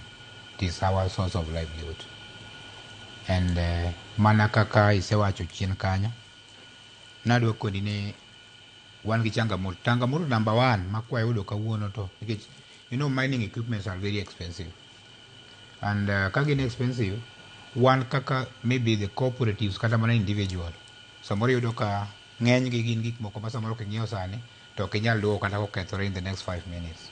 Koro gima chandowa kwa yudo license kech kata sani kidwa dhi e piny moro kike airport ibi penji ni in ng'a ni an Sharon what kind of proof ang'o manyalo nyiso in Sharon igolo ID ni kata passport wambe until such a moment mobiro bedo ni kopenjwa ni un ng'ato wanyalo golo maybe a mining permit or a mining license nikech ka wan gi license we can easily go to any financial institution makonia wadwaro 2 billion for maybe 1 or 2 ayude but now give me who are you inga ni an atimo mining di mang'eny wase kata dhi kodhi deposit pesa bank iko nino itone kata yudo pesa ni to ni ayudo mining ang'o manyalo nyiso mi wa license ma kelo nyaka luoro nyaka jogo moko koro bedo gi pesa e ot mano ke kendo en atari kuomwa yo ng'eni kodhi kata sababu bank account yudo sababu ni mo improve to ginyalo prove ni license akwa ni license ni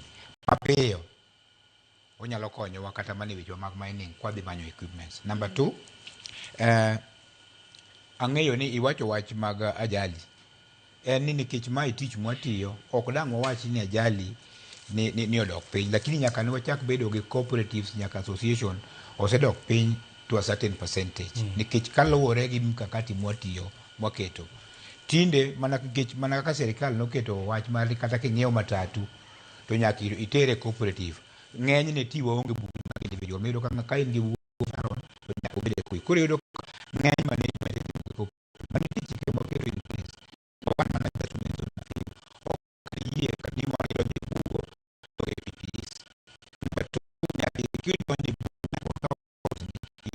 ya kanyo. So in the case of any eventuality when you trace for traceability jo mantiere kanyo mantiere dho bugo go mang'eyo mago. Yes, they are mago kura advantage mosetimo kaka covid gi riwruok mosebedo go ni. Koro mana kaka wacho chien kanyo ni mining en expensive. Namba 1 ma wanyalo solve bugini wayudo license. Sirikal kanyalo punguza no usuru mabiro kuongo gi mining mondo kuro wayude gi ka bech gi ok tek ahinya. Mano dang konywa. Adok chien kanyo e wach mane mheshimiwa wacho katieko mar value addition. Nyoche ne wane bura ka mar mining expo along Mombasa Road ka gi hotel ka. And president gi team mare ku CS mar jo no wacho wach value addition. Adwoko ni charo ni mana mineral gi onge madhi kende. Ochalo bonde mokuoth kende bonde ko bonde ali.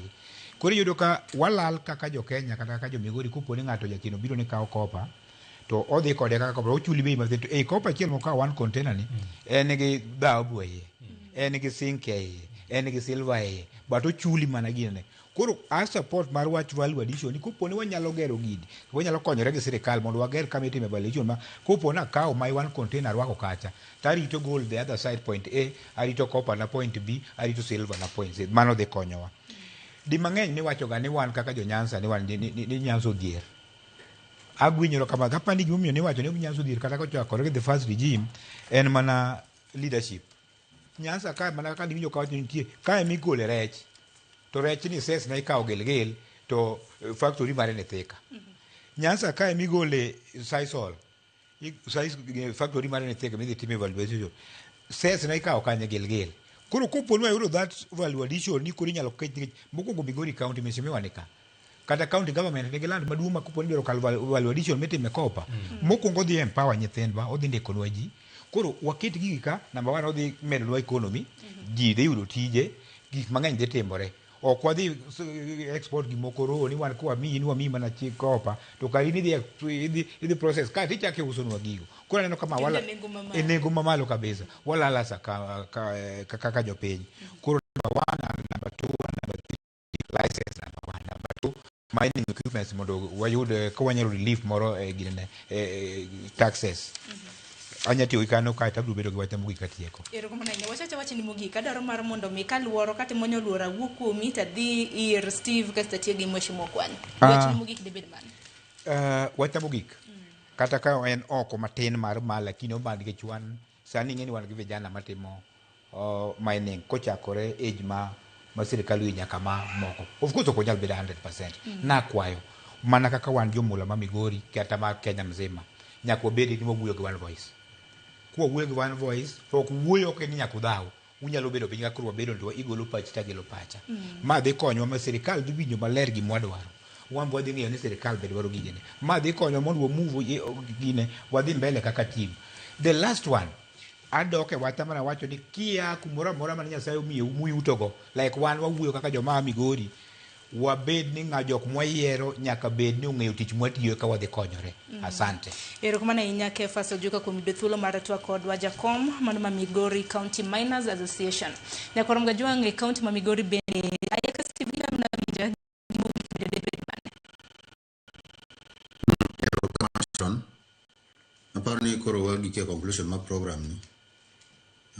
Adwa go nyero kama adwa yie gi jowetena jokompena reyo mane studio kanyo. Sharon, mining en industry ma sirikal poko fwenya deeply. Okang'eyo ni intelligence ma Migori mokchi ter maber. Sharon, mining okonyo gik mang'eny kendo kata kwecho wan kata relief food mine nikelo wago ikelo gi akela for pleasure. Ka ing'iyo lifestyle mane ji odago way back 1980, 1990s and earlier 2000s. Kane ok idhi sikul mi yudo tich to in inyalo mana tiyo ne ng'ato kata inyalo tiyo tije matek machalo go maka kikonyri.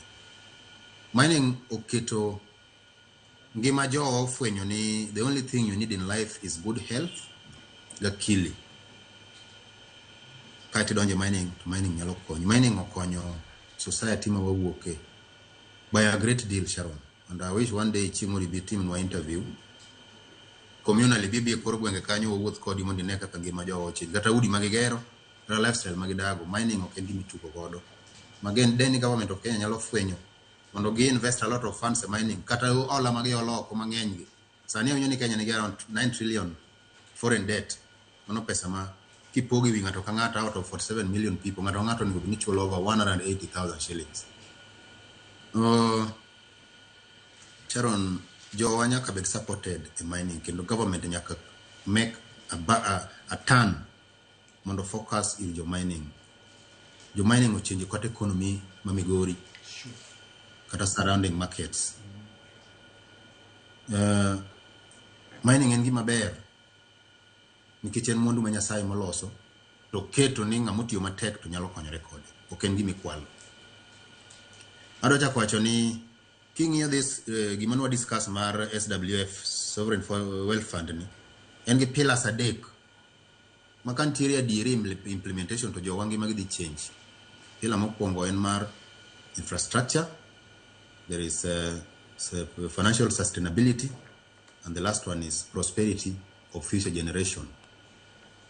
Infrastructure ni muna kaka jakom Kefa wacho kogernwa osiptende e kor gwenge ma wabedo satisfied, ogernwa skunde mabeyo, oketnwa nderni mabeyo, okunywa pige maler, oketnwa technology ma communication gadgets wan go kwa chandre kata ne weche mag poor network. The only thing you need now is to develop a culture of investing pesa miyude mining, savings plan kakidwa. Kuro sovereign wealth fund yana support to a support ni odonje it ji mang'eny kiko beda ni wabunge mong'e ni ne gisekale February jo penjo kuro ningo chak yale ni oningo kuro wabed gi county committee level malando gini ne every county out of 47 counties ma Kenya ka oningo kuro o chak gini mbadi tiyo maber kabisa kendo doka en owuok oko modhi obed gi jo piny kata Jivanji Gardens mbadi kapok otimo gimoro to wuoyo gi ji motim public participation ma proper to do nya do support of all cabinet secretaries or all stakeholders gi jo Kenya do welcome gini mabor kendo de giwinjo berne made gi support. Adwa tiko kawacho ni mwandu ni e piny kanyi ng'iyo kata World Cup ni piny machalo kaka Haiti maonge kata government nyodhi e World Cup, piny makoro ma nyothin mogik ma iwacho ni population mare rom gi Migori County kamae 600,000 people. Cape Verde is the only country manyo stop Spain the group stage or draw Spain ochako draw Argentina the world champion. Why? Because development of talents. Nyoro nyineno kama mheshimiwa kwanyo the State House gi Migori Youth kanyo hotel ne gi governor Chila yako gi mheshimiwa wake Mita ingi gimokelo mano Migori Youth nyithindo mowuok Nyatika gi Masara matimo goal omiyo gi financial backing kendo sama giwuok ka gidhi go mipira go to nyithindo golo gechegi te kendo gimanyo funds ma ging'ad ne gi udi gimiyo gi nyaka pesa allowances mondo motivate gi moyo ni kata na Kenya ka this sovereign wealth fund nyalo develop talents ma Kenya bedhi e World Cup ma participate kaka Cape Verde piny moro matin marom gi Migori County. Ero kamana ahinya. Kura koni ni mining nyalo change so many things, parameters in our economy. Developing talent, changing the economy, education, everything. Ma mining ke lokruok ikate luo Nyanza. That is demonstrated through Migori Youth FC. Waneno ka Migori Youth ogik Kenya Premier League do tugo. Why? Nikech funds from mining. Nyithindo chiwore. Gichiwore gi pesa gi matindo gi support ma nyithindo go gi Premier League. Chieng' moro gibiro go kata AFCON champion moko migoyo oko kach. Keni luonge nang'o. Kuran akwayo ni kantiere ng'ama nyalo support miners, whether foreigner or a local partner, wamiye uru support mondo miners extract podi Kenya pok otime kata gold exploration moro masasa ndango wa mwandu wa podi nyatiki pok wana ge reserve mining site nitie kama pok ochuke kata drill very fresh with potential of gold mwacha na X mine Kefa en jakom mar Osiri mine Osiri ne giyudo na X mine mane msungo chamo dong Felix Okwanyo en jakom mar Copile giyudo na X mine mar Copile mane msungo chamo dong pok wadhi kuonde ma natural mane gitime drilling to oko chamo Steve ero kamana hinya waka leaders mawango team up nyalo konyore hapa ni Sharon ero kamana hinya uloso makare Okwanyo tekno twakoro ero kamano Sharon ambe adwa duoko erokamano ne twak ma kawuono pod awacho ni asiro wach mar agulu mar kungo Kenya nyaka kungi ng'ata kungo kata nokwanyo akungo adhi siasa mar maduong' ma Nyatike constituency but akungo ke siasa anyalo dhi mayudi kata ok anyal yudo koro ka yudo ta yudo fallback gima nya kungo cha ema do at least anyalo ran go my family. Koro ana support wach ma president okelo mar kungo ni. Ni seche ma support no wagombo ni mondo engage jowa fully in a period of 3 months or so mondo ka gikni gini chakore to jok ma dhi bedo touched at least kungo magidhi kungo godo ni seche mokonyo Kenya to gimbe gi kungo gi ni okonygi nikech research midhi kaw resources wa ni oketi agulu maduong' makonyo Kenya to wambe gini nyakwang'ini to ere yo modhi konyo wago. Koro kaw pach jowa, kaw pach jothurwa, involve all leaders, all stakeholders mondo wagol pach e wach mar kungo ni mondo Kenya bed ga guche. Over the same adaduoko ne president erokamano nikech adieri president omanyo yore ariyo moketo godo joma tindo gi very active. First, wach mar affordable housing oketo employ youths mang'eny ahinya across the country. Even in Migori, I think president is almost doing, Pasab County is doing an affordable housing. Ema Kalda Kanyunda Ward and Gima Kalda Polytechnic, nyocha wayudo pesa moro matin. Kendo igero na a very wonderful story building a Polytechnic nano. Kitwago in the near future Polytechnic will be upgraded mondo bed kaka Kisumu Poly kata Mombasa Poly game. Nyithi gwengo masano ndiki matiyo kanyo kaka funde are many and they are earning a living courtesy of that. Koro kanyo kudos to president. Kamada gone Ruto kendo erokamano involve jomatindo e weche mag sports. Sincerely speaking, nyaka president donji sports ma Kenya oidho. King'iyo kata kaka sports en gima unite ji kendo sports en gima okwako vijana matindo. King'iyo population mantiere sports en gima matindo. Kanyo Arsenal win cup nyoto neno kaka jo Kenya nyoto celebrate. That alone can tell you ni sports en gima riwo ji kendo gima nyithindo hero. An katoka Arsenal kamano but I celebrated courtesy of the late Raila Odinga manager Arsenal. Koro katieko ado kwa president ni sector mondiko ji mang'eny mondiko joma tindo team is analysis en sector mar mining. President akwa ni kiyie we mining ni employee ni jine kech vijana mantiere mining alone in my ward there are more than 30,000. If you team analysis ni kunimito mining more than 30,000. Koro such ma big players bedo considered minimum licenses at least to consider small scale miners gini kecho ndiko vijana population maduong' kama dang tergi onge. Mugik sarun adwa we watch mar guns munda tieki. Kenya is losing, we are losing a generation as a country. And I want to beseech the president and the government more so Murkomen CS Mar Interior wogane na oko gini we uketo blame game ni idhi press idi blame yourself or you blame guns. Onge kaka guns biro Kenya bro they are the IT way. So woguro ko mondo utiek gini once and for all. What the assessor 2027 we cannot do it this way. We are losing a generation as a country and gini nyaka watiek as early as today. Ko kamano Saron. Thank you very much Ogandawa. Thank you very much Mondo at least 2027 and madung no para wat mareti manyatiki constituency mondo dia team mabere ni ruth Yesu. Erokamano inya haguni ko nya Felix Okwanyo kefa sin bende erokamano inya kanyakla kod Steve Ayaka kanid thulo mar twa kod wachel kachel Kintere County mano Migori. Odong mana dakika 7 kapok oromo saa 7 mar odiochieng' korom gajwang' hanno ka Milton Ochieng bendo semole studio giweche manyiena mago mag migago rituru masani erokamano inya kuom bedo kodwa nyaka e thuolo masani bergo duche makara nyinga Sharon Ong'aw.